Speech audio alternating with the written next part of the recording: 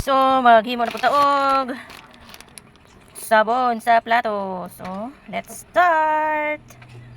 Cleaning products. How to make cleaning products DIY kit. So, naa siya bubble buster. And premium premix 1 lemon. So, lemon na po itong buhaton kaya itong niagi is katong kalamansi. And meron na siya surfactant. And iyahang thickener. So, ato na ang ibutang.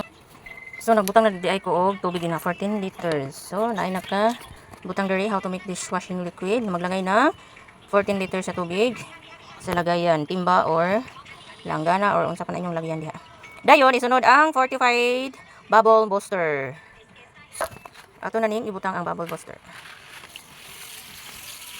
Ihurot na siya. Sunod ang surfactant. Kupitin lang maliit.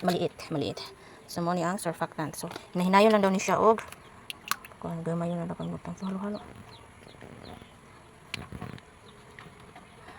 So, nahuman na to. Butang ang surfactant. Isunod na po na to ang premix 1. Ang kanya to ang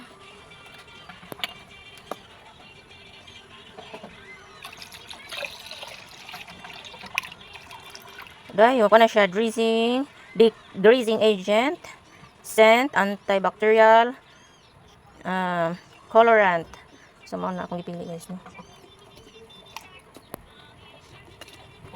And then, ibaba daw ni siya for 20 minutes bago haluin. So, nilagay ko na ang thickener guys. So, halo-haluin natin para matunaw ang 45 bubble booster surfactant para matunaw siya. Then, kung wala na buo-buo, pwede na siyang takpan. And after 24 hours, so prani nanglan pa na siya matunaw. Surfactant na siya. So after 24 hours pa siya bago salin sa lagayan.